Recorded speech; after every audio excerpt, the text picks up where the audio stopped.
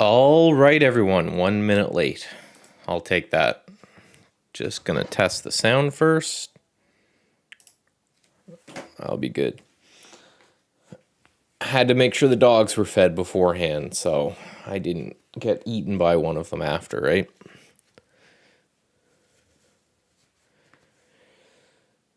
Especially the giant pit bull. I think if I crossed her the wrong way, she'd eat me. So let me just share with the world that I'm live on the series of tubes. Give people a quick second to get in.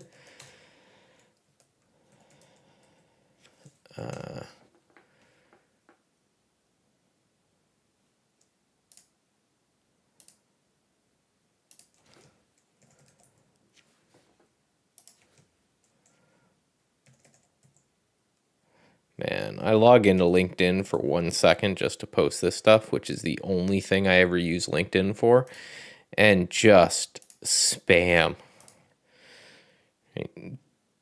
Do not ever put CEO in your title in LinkedIn, or you will not get a free moment to your damn self. All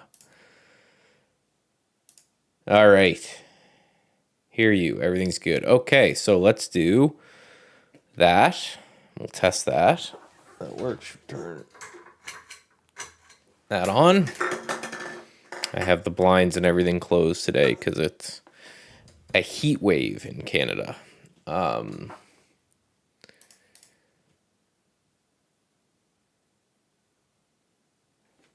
Here you see you. Awesome. Cool. So again, I'm just going to set up things. There's certain things I can show you and there's certain things I can't. So that's why we're on this screen. I just need to, you guys have to stare at my ugly mug and massive beard here for a second. Welcome everyone. Grant, Bill, Vlad, Jayton, probably did that wrong, from Brampton, Ontario, Nova Scotia guy here. Hey, Jim. Right, have I hid everything successfully so I don't get in trouble? I think so. Kabam. Haha, I did it. So again, if you guys are new here, what we do is kind of summarize all of the stuff on the YouTube channel for the week.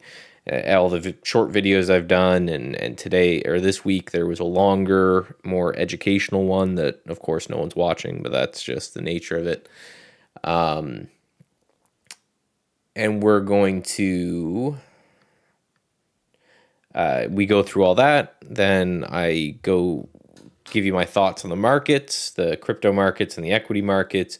We scan through some symbols, and I take requests from you guys for any stocks you want me to look at. We'll talk about Statsedge Pro and how that's going on the way. It finally feels like I found a groove and everything's going, and most are happy. You know, I can't please them all kind of thing. But that's just the nature of it. So let's just get right into it. So yeah, so the first thing I do is I go through and just take a look at the videos I put out this week and how and if I traded them. Didn't trade too much of them this week.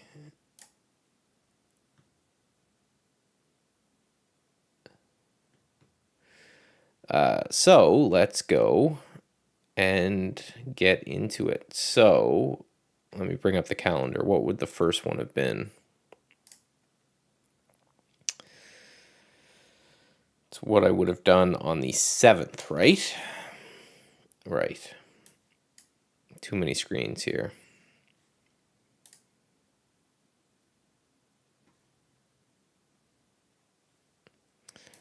Ooh. So the video I put out on Friday, and I always find the symbol from the scanning today, so I usually tell you guys, is this FRSK. Basically, I was looking for FRSK to get above this level right here.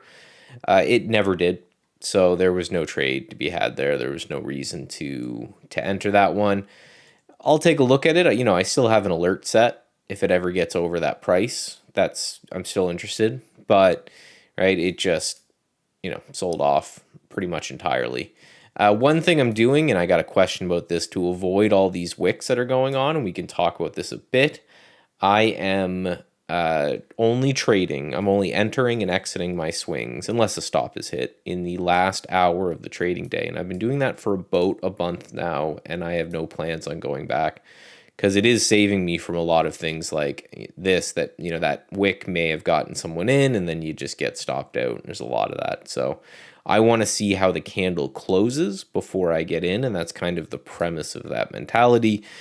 I won't go into the nitty gritty, but the Statsedge Pro guys will tell you that I've done a lot of math and research and everything on the topic, and there is statistical validity to it as well. So last one was the next one was ASPN. Well, that was horrible. I did get in this one. I got in this one on this day right here. That looks like a Dragonfly Doji. I'll zoom in a bit. And Dragonfly Doji, for people who don't know, is just a candle like a hammer, basically, but sellers push it down at the beginning of the day, buyers come and pick it back up. So I actually bought on the close of that candle, and I exited today just because it's kind of broken down there, so I'm no longer interested in that one. So that was a loss, but less than 1 hour, so I've got no issues or worry there. Then we had, and I'm going to post this in here, a video that, again, it's the educational videos no one watches, but the ones with actionable ideas everybody wants, where I had treat trading like a sport. I think it's a really good one, so I'll just post it in there. And then we looked at GIC. No trade in GIC yet, but I'm still interested. So this one I want to see, and I talked about in the video, I want to see a close above 40. Because if you look at it, it's broken 40 a bunch of times, but it never gets to close up there. So I'm kind of looking at like this green candle right here, and if I can get a close above there, I'm still interested. If it continues to pull back any more than this, I'll probably just pull it off my list right then and there. There's nothing there. LNTH was yesterday's, and right, you can see why I didn't do anything with it. But LNTH, the idea is I'm looking at that prior resistance that became support all in through here, and I'm just trying to play off that. So we've got a trend line going on right here. So I kind of want to see a break and hold above that trend line. One of my cameras just triggered, so one of my dogs might also get triggered, so just be careful. Watch your ears. Yeah, there we go. I don't need you anymore, dog. I got cameras. But yeah, so this trend line has been resistance for a while here.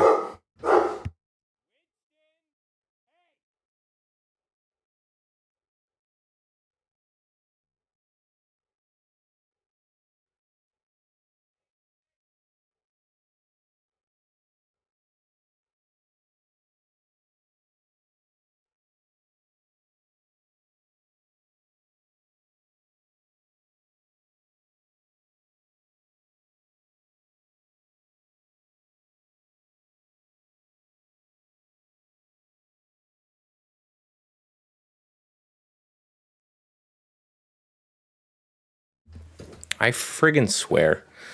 They know. The second I go live, I live in the middle of the woods. No one,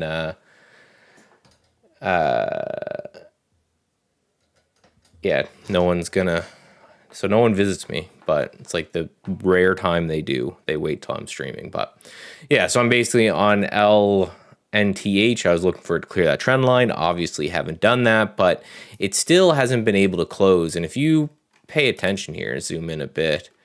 So this is the area that I'm watching, right? 25 bucks, call it. Pulled under, right? You can see every time it gets under there, buyers come in, and that happened again today. So if anything, even though it didn't trigger, it added a little bit more faith, I guess, to my synopsis that if we can reverse, then there's a potential that we can push up from there. But that's a big if. And that's it. Okay, that's pretty simple.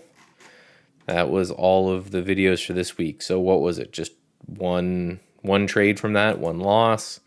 A lot of the stuff we're doing with the last hour. So not only am I only entering trades during the last hour, but I've started to create algorithms that fire out during the last hour and use those. And so far, just want to make sure I've got that open in case someone from the room wants to put a question in there instead of the YouTube chat.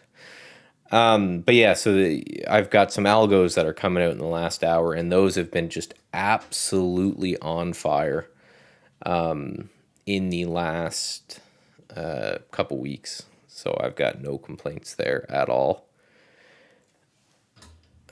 All right. So let's start getting into the markets. And as always, questions, right? The reason I do this live as opposed to just doing, a wrap up or something is just to give you guys a chance to ask questions, to talk about stuff. I'll look at symbols once I'm done my analysis and just go from there, right? Make it a little back and forth communicative effort.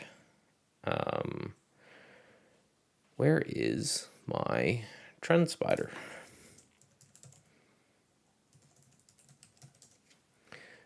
Trend spider, again, too many screens, too much going on. Let's make that white because I think it's easier. Oh, how are the gray charts on stream and for the Statsedge Pro guys? How are they in the nightly wrap-ups? Is white better? My plan is to kind of do this where, if the white charts are better, I can just switch quickly. Where is it? Change background color, where I can just kind of quickly swap back and forth, right? I can just go from here to here, and then I can just take a screenshot of the light one if that helps you out.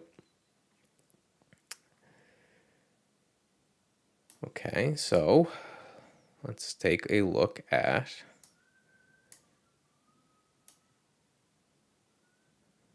and we'll stop it there.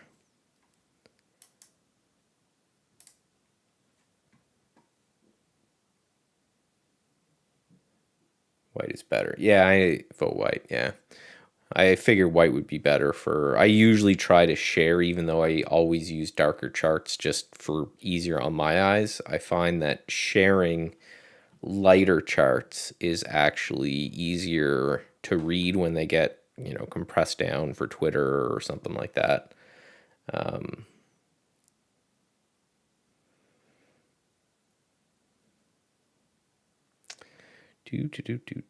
Okay, so let's start by looking at crypto. So this is the kind of crypto watch list. I've got some non-crypto stuff in there that I should remove. Canadian dollar, just because I get paid in US and I live in Canada, so that's important for me to keep an eye on. Shrink that down a little bit. So first of all, I like to always just stop and look at the percentage gains on the crypto today. So crypto is obviously kind of up all across the board, right? Just a good day for crypto entirely. But now we got to do the analysis on the individual names, right? So this Bitcoin, let me remove all those. So Bitcoin, basically what I'm watching more than anything is just kind of this area in here. And it looks like we're trying to poke through that now. And the reason for it is just that's been resistance back in the past here, or support back in the past, and a little bit of resistance here. So prior support becoming resistance, just the way that works. and then this RSI Divergence I've been watching as well. So an RSI Divergence, for those who don't know, is RSI is basically a momentum style indicator. So a divergence basically just means that you would expect, as a stock makes higher highs, that the RSI would also make higher highs, and vice versa. With the stocks making lower lows, you would expect the RSI to make lower lows. So when those things diverge, you're getting a higher high in price, but then a lower high in the RSI or MACD or whatever indicator you decide to use for it. That can cause issues. And basically, it just means more or less that this high required way less energy than that high did.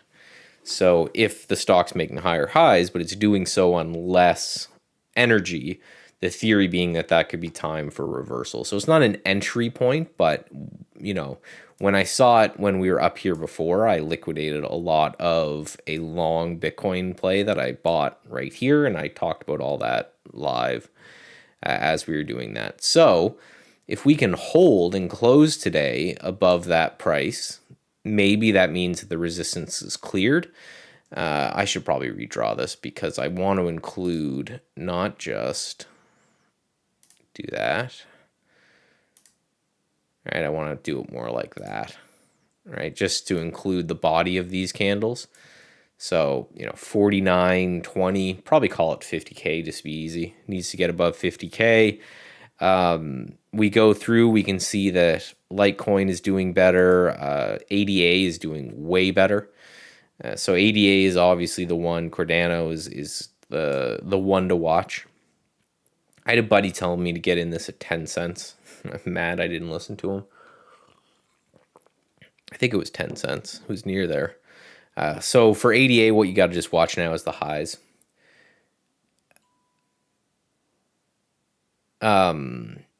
Yeah, so it's, we're getting a bit overdone here. We've had a big run, but none of this matters with crypto.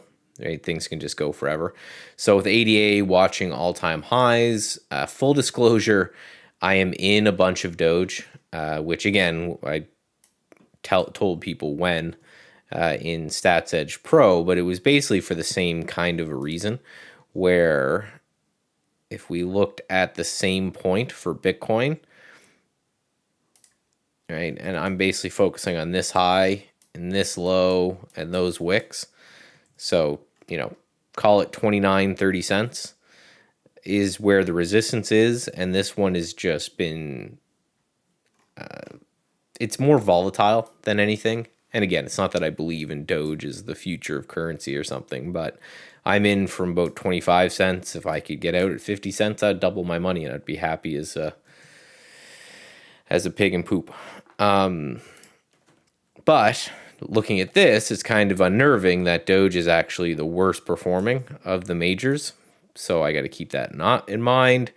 Ripple, long way to go till all-time highs. A little bit weakness compared to the other ones, but still looking good. So just comparing that dip between all of them, Ripple has a long way to go before it even tests that dip. However, it doesn't have the RSI divergence that the rest of them have. So that's stronger, I guess.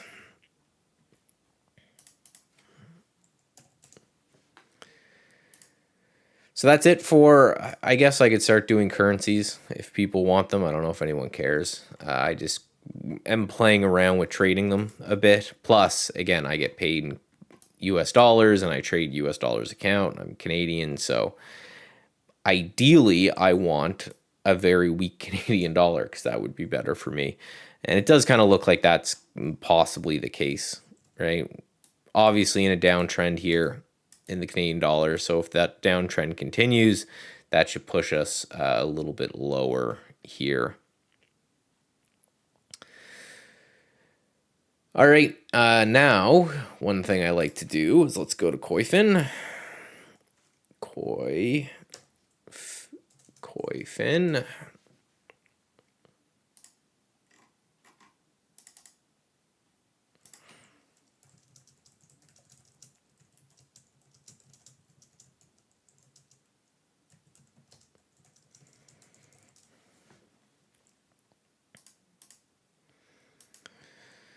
And we'll just do this.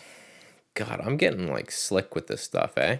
So again, so what this chart is basically just a look at what each sector did throughout the week that makes up the SPY. So there's a handful of sectors that make up the SPY, and this is just a chart of how each of them performed throughout the week. I like it as a nice little visual indicator of what was strong, what was weak, and is there anything that we can take from them, right? In this case, I don't see anything. But sometimes what you'll do is you'll see that a series of or related industries will do way better than others. You know, like maybe everything tech and discretionary is way up, and maybe everything that's more boring stuff won't be. In this case, I don't really see that. You know, if you look at the top ones, there is kind of a theme. So XLB is going to be your utilities, right? No, materials, sorry. XLU is utilities. And then we have consumer staples. So these are both boring kind of names. And then we have XLF, which is financials, and we have XLU, which is utilities. So if we take all these and we kind of combine them, it gives us a little bit of a look that says, you know, hey, the really risky names, like the really fun ones to play, like technology, that's doing near the worst. Not quite the worst, near the worst. And then if we look at consumer discretionary, again, I'll explain, let me go a little slower and explain these. So consumer discretionary basically is shit that you buy that you don't need to buy, right? Same with tech, right? It's shit that you buy that you don't need to buy. Whereas something like utilities is shit that you buy that you need to buy. And generally what will happen is that if people are worried about the economy, they're going to invest in things like utilities and consumer staples and healthcare and things like that. Whereas if people are thinking that the economy is great, everyone's going to go and buy stuff, that's where tech and consumer discretionary and things like that can become a way larger issue.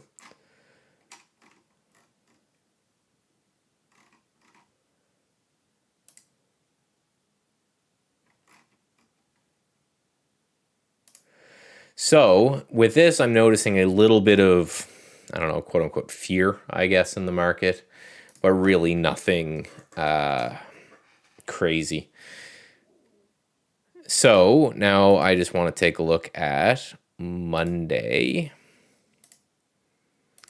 for news. What do we have on Monday for news? And the answer is nothing. Is that Monday? Did I do that right? No. Monday's the 16th. Still nothing. Right? And I just like to take a look at basically what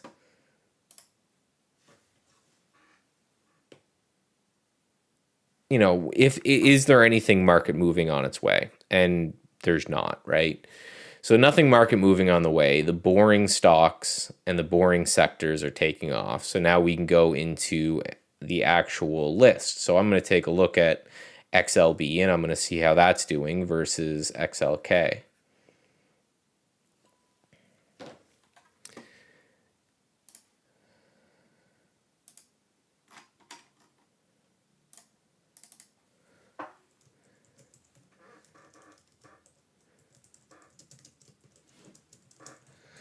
So let's take a look first at, bring my mug back here. Oh, geez, man, I'm getting slick. So first thing I always like to look at when it comes to the market is the RSP. And again, I just feel the need to say this every now and then. The Statsedge Pro, that link tree, the Statsedge Pro, that's on my website. The service, $50 a month, pay month to month, leave whenever you want, all that kind of stuff. basically what you get is the output of this, right? So instead of having to sit here for an hour and watch me do this, and you can see all of those there, I'm one of the cool kids that have a link tree now, is the output of this. So I write up a little blog post and I say, hey, this is what I'm interested in, this is what I'm looking at, along with a Google Doc of my watch list for the next day, things like that. So just so you know, that's what it is. So I always like to start off with the RSP. The reason I use the RSP instead of the SPY, I know I've gone over this before, but I'll do it again, is that if you look at the SPY and what is actually in the SPY, and this is a great little thing that Koifin does, not affiliated with Koifin unless they want to hit me up. This basically shows the weight of each stock within the indices. So if you're looking at the SPY, basically you can see Apple is 6%, Microsoft is 6%, Amazon's 4%. The Googles, if you add them together, they're 5%, Facebook's 5%. So it's like 20 to 30% of the SPY is Amazon, Microsoft, Google, Facebook, right? Your FANG names. So there was a while there where the SPY was just cranking to all-time highs and everything else wasn't. And it was, why the hell am I looking at the SPY? So for now, until that equals out a bit, I'm doing the RSP. So if we look at the RSP, which has the same 500 names, but they are just equally weighted as opposed to weighted based on the market cap, you can see that once this loads, you see how the distribution is way simpler. Pretty much every stock. Now, these are probably things that have to be rebalanced on a quarterly rebalance to bring them back in, but they're all around 0.2% of the market. So it gives, in my opinion, a better overview of what the entire market is doing as opposed to the SPY. And if we just look at it, right, RSP had been chopping sideways this entire year, basically, whereas the SPY has been straight up. So I just heard over and over again from traders that I speak to that would say, man, the SPY's up every day and my portfolio isn't. And my argument is because the SPY is Facebook, blah, blah, blah, blah, right? So the RSP is kind of a better, in my opinion, equal weight version of what's going on. And you can see that although we broke out and it's been great, it's been a bit of a sloppy breakout, which it's August, so it makes sense. The more a breakout is sloppy, I think the better, because it's the more time you've had to digest above that range. But I look at this RSP and I say, okay, well, that's still very strong. So there's really nothing to be super bearish about here.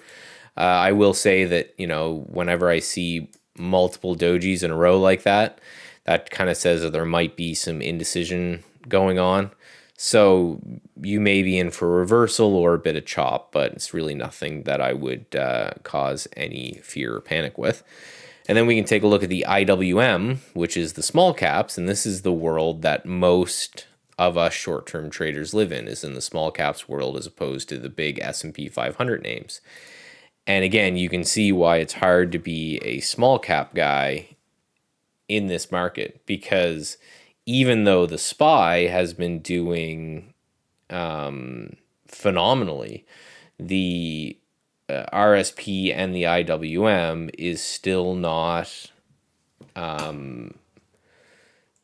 still not doing anything. Like, look at this range, right? If we just try and just quick and dirty, we are probably as smack dab in the middle of that range as you can possibly be.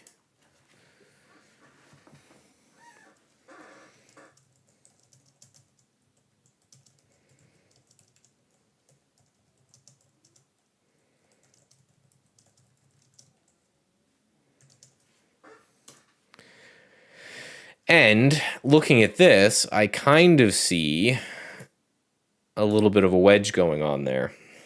And just every time you see me look down like that, it's just making notes, because I'm going to go back through these charts and annotate them all up for Statsedge Pro.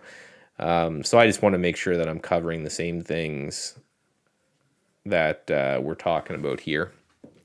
But yeah, so this little bearish wedge is not ideal, but however, that is taking place in the context of a range.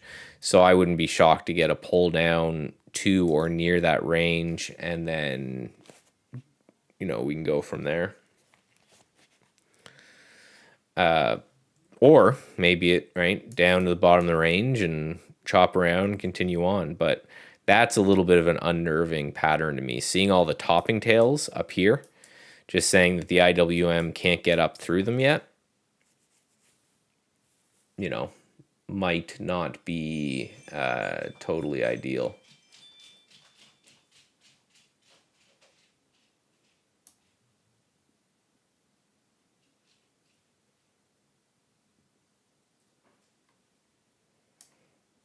So that's slightly unnerving. Now, the two things that I wrote down that I think are the most important sectors to look at is XLB, which is materials, and that's looking very strong.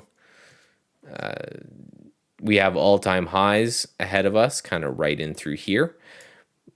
But we do have a little way that we can go to get there. And then I look at the XLK, which is your technology, and that's at highs, so I guess just basing around. So I wouldn't call that the end of the world, and maybe a little triangle going on here. So that looks strong as well. So I think it's more of a market cap thing than really looking at, say, growth versus value. And growth versus value you can always look at by looking at the IWO, which is these are your growth names. So this is a ETF that looks at all the different growth names, and then you can go IWN, and these are their value, and that looks about the same for a daily basis. So, all right, so crypto, strong, very strong right now, but into an area that I would kind of watch out for. Make sure that we close through it. Make sure this isn't a little fake out and drop. But if we can kind of get and close in that 50K area, that's something I would watch for. The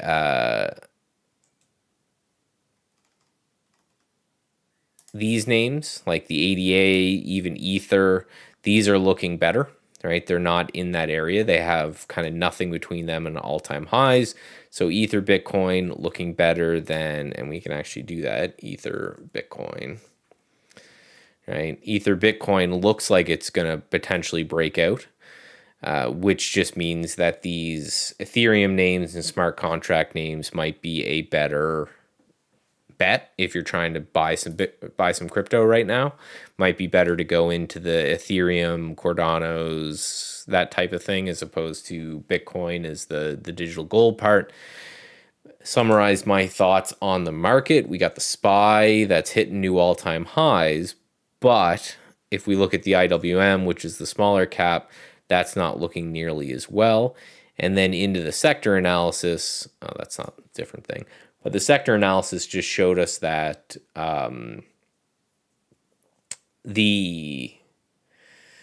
basically everyone's kind of nervous, I guess, or just into the value end of things, in which they're just saying, hey, I'm going to pay attention to this, to these defensive names, for whatever reason, right? Inflation could be the reason.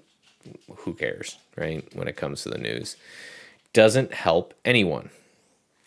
Hey, girl. All right, so let's do this. And people said white, so we'll do white. And so now let's go through and do some scanning. And this is also when I'll take a look at questions and take a look at any symbols that anyone wants to look at or anything like that. Figure out what I'm going to make the short video for, break, go make that video, and then either later tonight or tomorrow sometime, I'll do the stuff for the Statsedge Pro guys, and I always ping in our Discord every night when I'm done. Just say, hey, the report's up, the watch list is up. Just depends what's going on tonight, kind of thing, right? Whether I want to do it tonight or whether I just want to go on the hammock tomorrow at some point.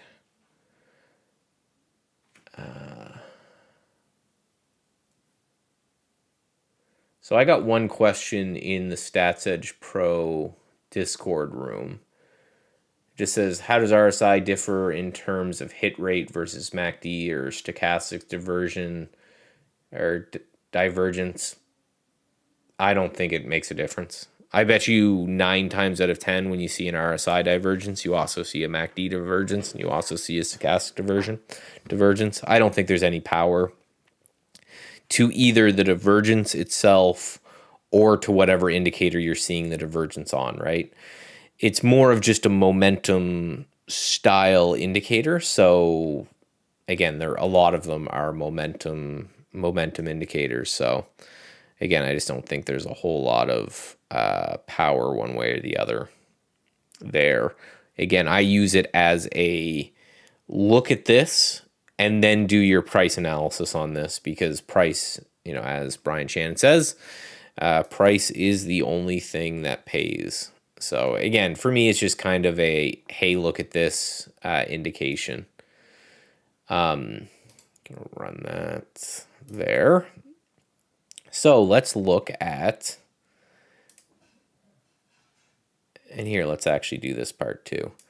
So this is what the Statsedge Pro guys get every day as, right, levels to watch. Again, it's not a signal service. It will never be a signal service. I'm not a guru. I'm not, an ultra gazillionaire dude.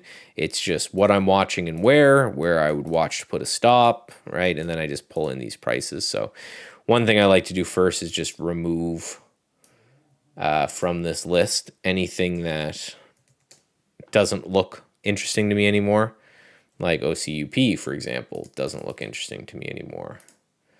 Well, let me actually, it's easier if I do this via TrendSpider, and then we'll go back to trade ideas.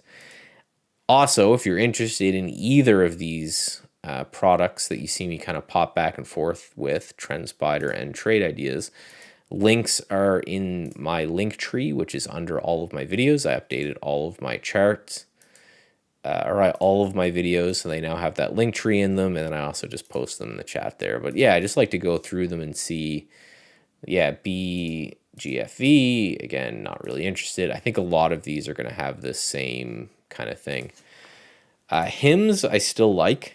I am in HIMS from kind of this area, like a little 8, I don't know, call it 850. I think I'm in a little bit below that, but Excel, I wouldn't buy Excel now. I wish I was in it. MIME, I still think that looks good, and there's still potential that could be a pickup. I'm in this one.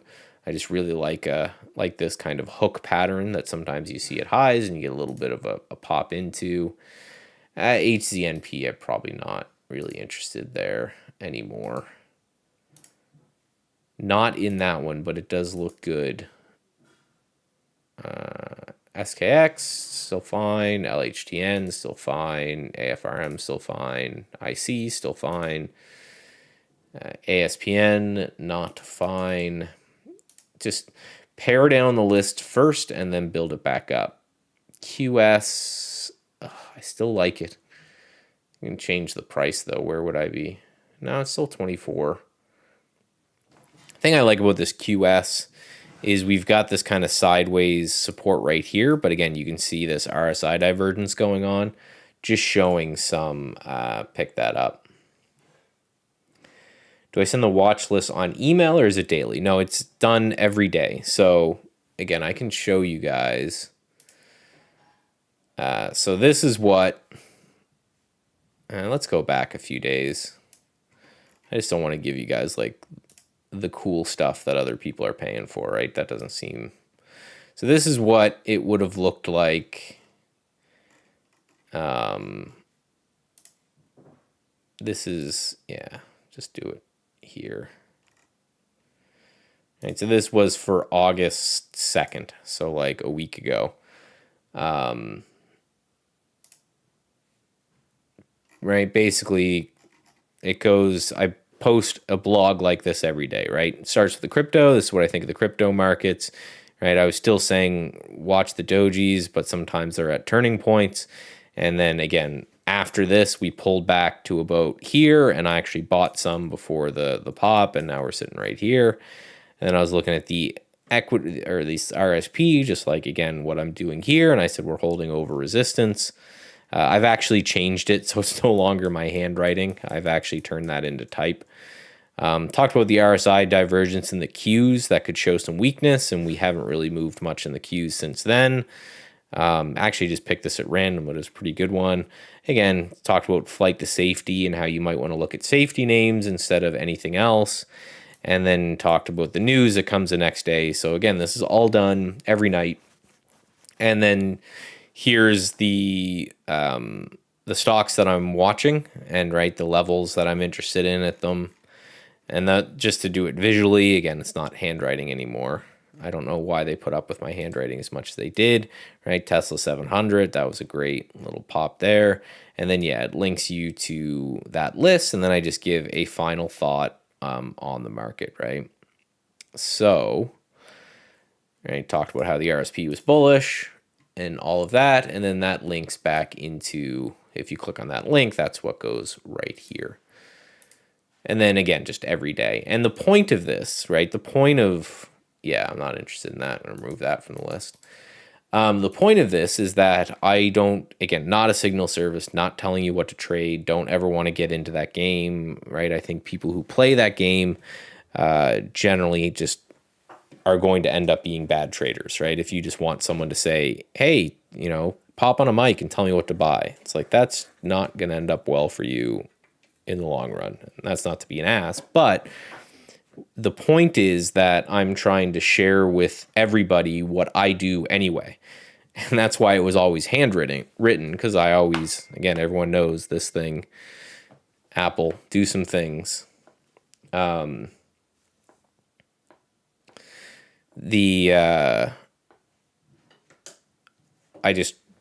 would do this same thing that I'm doing now anyway. I would just do it for myself. So the point is to look over my shoulder and see the analysis that I do every night. And my hope is that that provides enough value for you that you then go and end up doing your own. Or I know a lot of people use it as a, they do their own analysis and then they come in to Statsedge Pro and then look at my analysis and say, okay, did Michael see something I didn't? Are any of the names that he's interested in the same as mine or different in any kind of a way? And use it as more of a supplement to their analysis, right? And I do the same thing, and that's why, you know, there is a chat room there, but I necessarily won't be there all the time. But I do get some moments to kind of impromptu give lessons. Like we had one today with this SENS. I explained the concept of how an opening, like a reopening after something like that, works technically in the market. And then in addition to all this, the last thing is that there's a once a month webinar with Statsedge Pro that the deal is I will bring my own beers and I will stay until the questions dry up. And that's done via Zoom. So if someone wants to come on Zoom and chat, they can email me beforehand if they want to ask their question anonymously. And it's kind of like this, but again, the last one was 2.5 hours, right? So it can go for a while.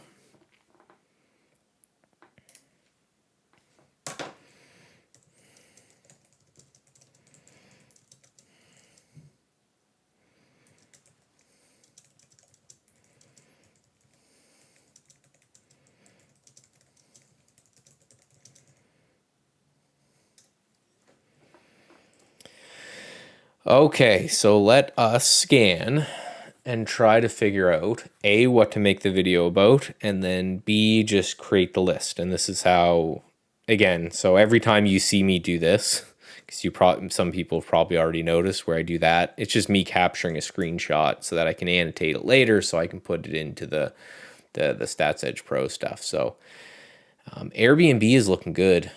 Earnings post-market on the 12th, so that's out of the way. Decent short float. I like this engulfing candle. I really wish I got this today. But this looks interesting to me, so I'm going to grab this one here as well.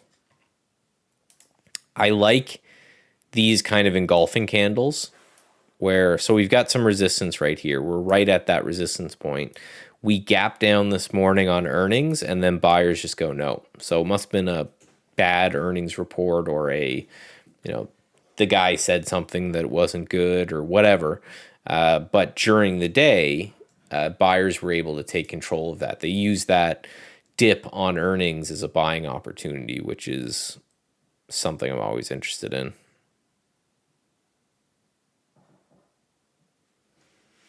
Look at this one as well. The cryptos I was looking at was, think of I guess the best way to call them is like smart contract cryptos. So Ethereum, Cardano, Litecoin would be another one.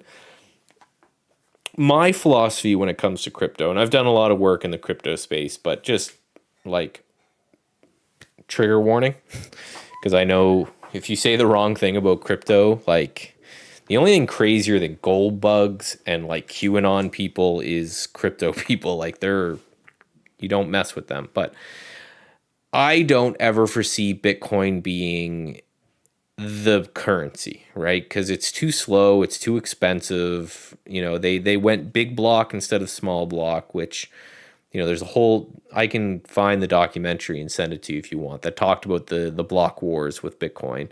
But basically the Bitcoin community decided that they didn't want it to be a payment processor, right? Because they wanted to keep it big block instead of small block, which means it takes longer to process and things like this. But how I do see Bitcoin is because of its namesake and because of the forced scarcity with Bitcoin, is I see Bitcoin more as digital gold, which it's not. This isn't a like really risky take or anything.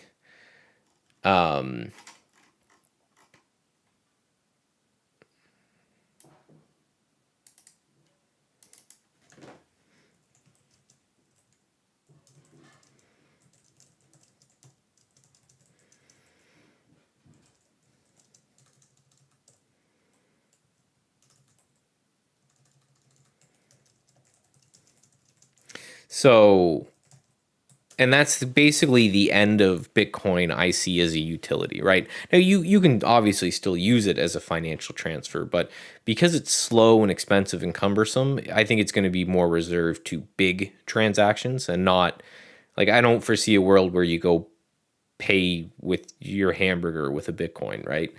Buying a house, big things like that, that would... that I think is possible. And I look at Bitcoin as more as like a gold inflation hedge type of thing because of the constrained nature of it. Whereas things like Cardano and Ethereum and things like this, I see these as more interesting when it comes to utility. So I think what's going to happen is that you're going to get this, just like with most industries, right? Someone gets an idea, and that idea goes big, right? I always use the example of, we had, the whole frozen yogurt, froyo, put your own topping on craze. There was always, like, in every town, there was one store that was first. That store started to make money. And then there was like 50 in your town. And then that was too crazy and too much. And then you get this kind of consolidation period in which there's probably, in most towns now, a couple frozen yogurt places. Maybe that's very specific to my town, but the example still holds. So I think you're getting the same thing now with crypto, where you're getting Bitcoin's like the original major tier, has the namesake, just not suited, in my opinion, as a medium of transfer for general day-to-day purchases, right? But will be able to hold its value because of the scarcity and all of this that's going to occur. So then you get that's where Bitcoin lives. And then you're going to have these other currencies around it that do their own things, like Monero and its privacy, and Ethereum with its smart contracts and things like this. And then you've got all the other crap around it that is going to be speculative, and it's going to, move up and down, and they're going to have their own ideas and all of these things. So that's kind of how I see it, is that Bitcoin is your digital gold. It's going to be the namesake and the staples. And these other currencies are going to come in and out of favor depending more. They're going to trade more like stocks, is the way I look at it, right? Because just like gold, Ethereum or Bitcoin doesn't have a creator and a company. But, you can, Ethereum and Cardano, they have creators, they have companies, they have people that make the decisions, that type of thing. But I also see that their utility is a lot higher. Like what you can actually do with the currency is a lot higher. That being said, that's just all, bullshit, right? I'm just looking at the charts when I'm saying it looks like Ethereum is going to continue to outperform Bitcoin over the near term. In my time horizon, that's weeks or so. And then when it comes to my Doge position, right, we can bring back up Trend Spider here. But when it comes to Doge USD, it's just a bull flag, right? It's just your very stereotypical big, strong push up, sideways push here, ascending triangle, looking to see if it breaks through and maybe takes a run at like this high. That's just technical, I like to think about these stories just because I like to think about stuff, but I am a quantitative / technical trader, right? Most people, I would say, are fundamental / technical traders. I'm a quantitative / technical trader, which just means that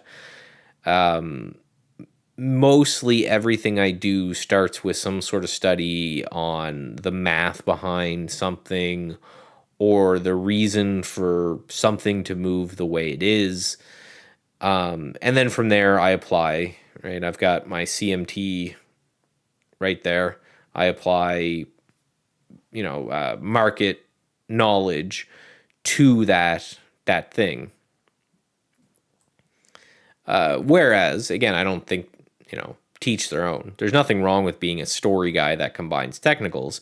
My argument is just everything you do, you should probably combine technicals to it. This FIXX is interesting. Not too volatile, though. But yeah, that's my crypto rant. And again, I'm just going to trade it the way I see it. Because I think when it comes to stories and when it comes to fundamentals, those are very long-term things, right? Apple could be a great company and it could also get cut in half tomorrow. Probably not cut in half, but it could, Apple could drop 10% off no other reason than somebody working a large order, right? So if that's true, which it is, then depending on your time frame is how much I think you should allow a story could go in. I really like this IC. Do I have pre and post on here? Include pre and post. It's gapped down a bit. Darn. That's already on the list, though. Good looking chart, though, right? Just a big, strong push up, little pullback, another big, strong push up, and now it's just, right, 10's the number for C. That's already on our list. The ticker for Ethereum is just ETH USD. In most places, some exchanges, I know with Bitcoin, some exchanges it's BTC and some it's XBT, and just depends on what your exchange, your crypto exchange in which you're trading through is going to call it. It's a problem with a non-standardized, non-regulated market, right? Is that anyone can do whatever they want. The upside of it is you don't get any halts. So like what happened with SESN today would never happen in the crypto world. you could put it. That's why one of the reasons I really like to trade crypto. This has been my week. Roblox looks good to me. I'm interested in buying it, and then I look down and I see Monday earnings. Yeah, the reason I like trading crypto is because I put out the trade, I put out my stop, don't have to think about it anymore. Right? There's no halts, there's no market close at this time, there's none of that. If it pulls back and hits my stop, then away they come.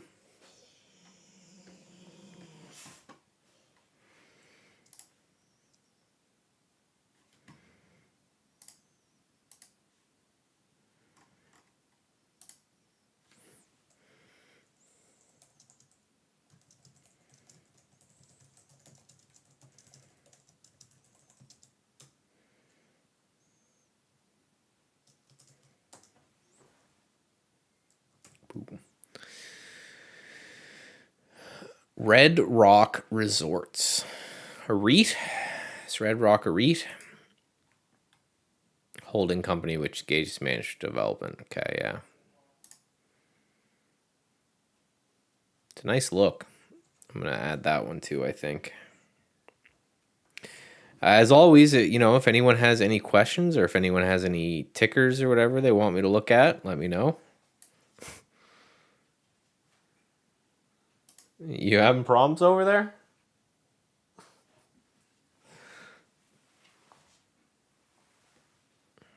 Dogs.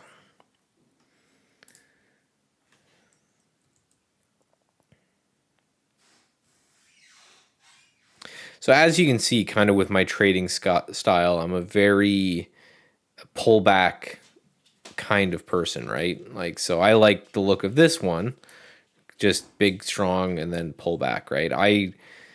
My whole philosophy of trading is that the easiest way you can trade, if it's intraday, if it's daily, if whatever, is to find a way to figure out what everyone else is buying and then to get into that trend. That's right. Find a good risk reward place that will get you into an already existing trend is the easiest way to do it. Again, intraday, swing, invest, whatever. Why are you hiding under the desk? Thunder's not supposed to start. Oh, it's supposed to start at 6, which it is right now. Is it thundering out? Are you scared?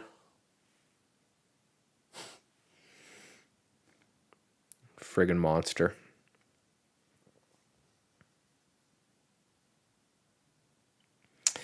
Do you have an ETF to look at for crypto? There is. I don't think any of the charting platforms that I have open right now can do it because you Americans are kind of deathly against having a crypto ETF. But if you guys are interested and if your broker can access the Canadian markets, in the Canadian markets, there is both Bitcoin and Ethereum ETFs that are denoted in both Canadian dollars and US dollars. So when it comes to my crypto trading, I do that through a crypto exchange. However, I do have some of these. This friggin' thing back here. Where is it? Are you scared? When it comes to my long-term holdings, I just own some of these crypto ETFs, and I do it in a tax-deferred account.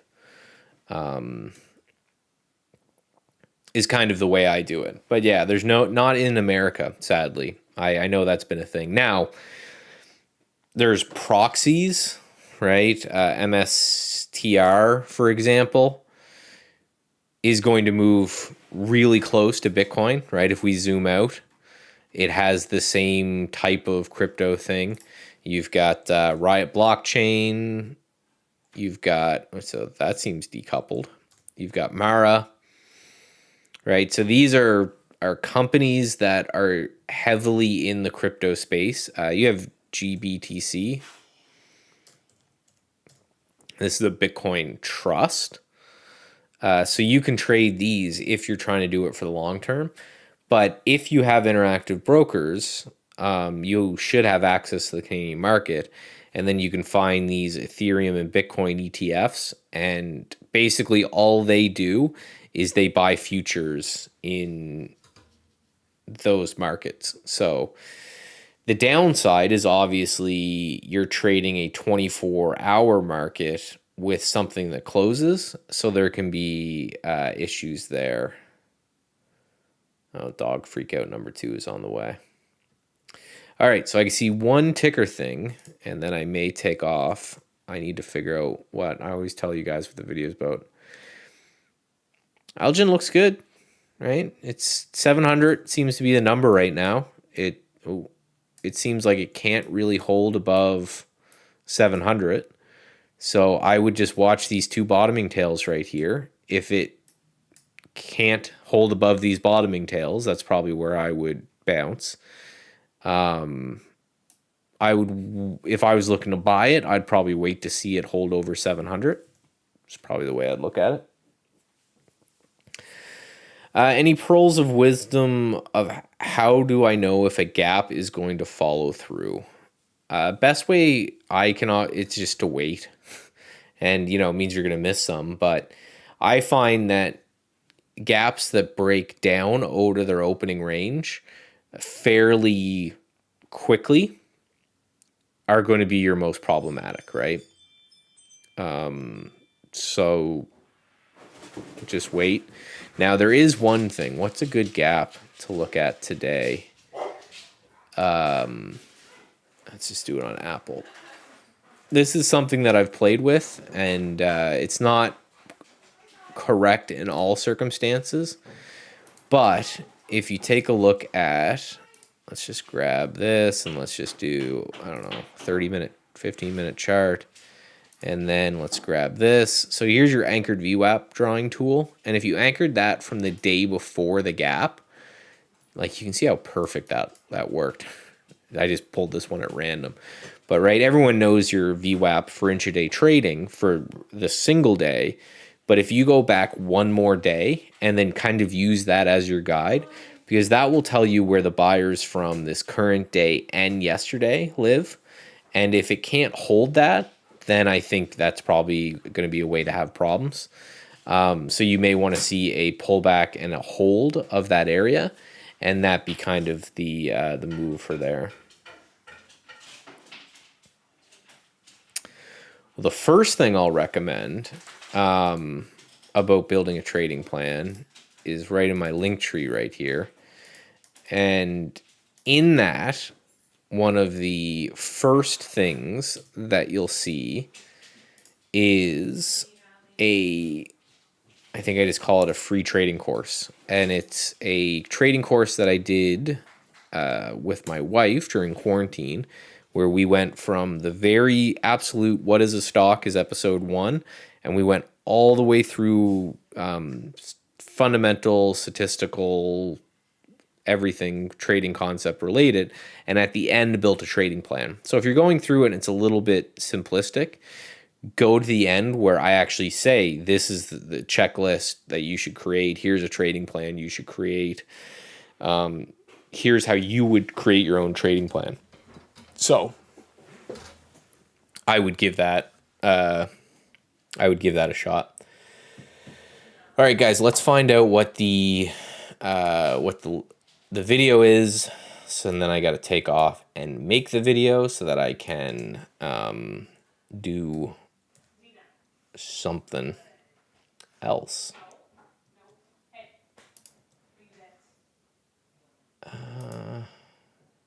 Probably ADNT, I think, is the best one I found.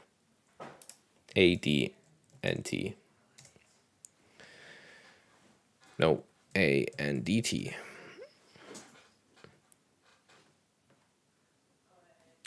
What in the hell? ADTN. Wow. ADTN. Oh, come on, Mike. Dyslexia is hard. ANDT.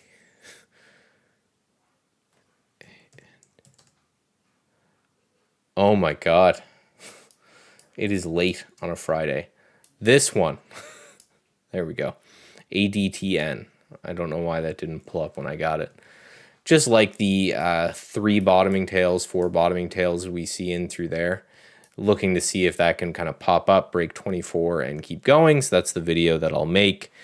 You've gone through that and you're looking for something else. It's going to be testing and work after that, right? As soon as you know how to build a trading plan, then the question is, what do you want to add to your trading plan? And nobody can just tell you that, right? You have to build that yourself. So you have to start experimenting with different intraday trading strategies. You've got to figure out what works for you and what doesn't. Let them go or not, right? Add them to the list or not, and that's going to be a very personal journey. But that's the hard part, right? Putting it together into a trading plan is relatively easy, but I highly don't recommend people use other people's trading plans and that they use their own to build your own. So that's what I would do. So as always, thank you everyone for coming. For the Statsedge Pro guys, I will have your stuff up again late tonight or tomorrow. For everyone else, thanks for showing up. If you could just hit the old like button on your way out, that would help me out and the algo. And I'd appreciate that. As always, I'll see you guys next time, and make sure you trade safe out there.